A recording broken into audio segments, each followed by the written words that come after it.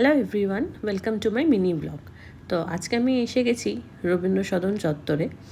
আসলে বহুদিন ধরে ইচ্ছা করছিল অনির্বাণ ভট্টাচার্যের নতুন মুভিটা দেখে আসব, কিন্তু একদমই সময় হচ্ছিল না। তো আজকে তাড়াতাড়ি লাঞ্চ করে নন্দনে চলে এসেছিলাম অথৈ মুভিটা দেখতে।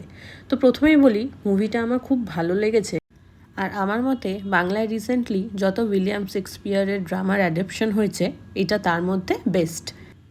তো এই গল্পে মূলত যেটা পটভূমি, সেটা টিজারেই দেখানো হয়েছে, যেখানে অনির্বাণের সংলাপ আছে যে মানুষ মানুষকে ভালোবাসে না, মানুষ মানুষকে ঘেন্না করে, না হলে ট্রোল করে। তো খুব ভালোভাবেই এটা দেখানো হয়েছে যে আমরা যতই অন্য মানুষের সাথে ভালো করে কথা বলি, ফটো তুলি, কিন্তু অন্যের প্রতি আমাদের মনে রয়েছে শুধু বিষ আর ঘৃণা। আর এখনও জাতপাত আর রেসিজমের এই জিনিসগুলো মানুষকে কতভাবে প্রভাবিত করে, সেই জিনিসটাও ভালোভাবে ফুটিয়ে তুলেছে এই মুভিটায়। আরেকটা সম্পর্কে অবিশ্বাস জন্মাতে শুরু করলে তার পরিণতি যে কী হয়, সেটাও দেখানো হয়েছে। আর সবার পারফরমেন্স একদম টপ নচ। কাকে ছেড়ে কার অভিনয় দেখবে সেটা বোঝাই মুশকিল। অর্ণ মুখোপাধ্যায়, সোহিনী সরকার আর বাকি সাইড অ্যাক্টরসরা দুর্দান্ত।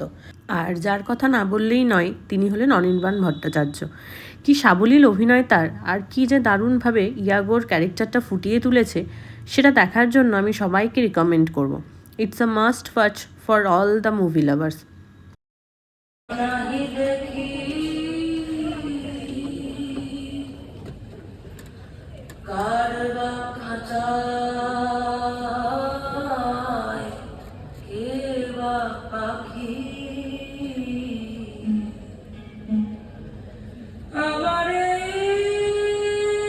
তো তোমরা যারা যারা মুভিটা দেখেছো, কেমন লেগেছে অবশ্যই আমাকে জানিও কমেন্টে। আর এরকম মিনি ভ্লগ দেখতে চ্যানেলটাকে অবশ্যই সাবস্ক্রাইব করে দিও। খুব তাড়াতাড়ি আমি 200 সাবস্ক্রাইবারের দিকে এগাচ্ছি। তো প্লিজ তোমরা তাড়াতাড়ি একটু চ্যানেলটাকে সাবস্ক্রাইব করে দিও। টাটা।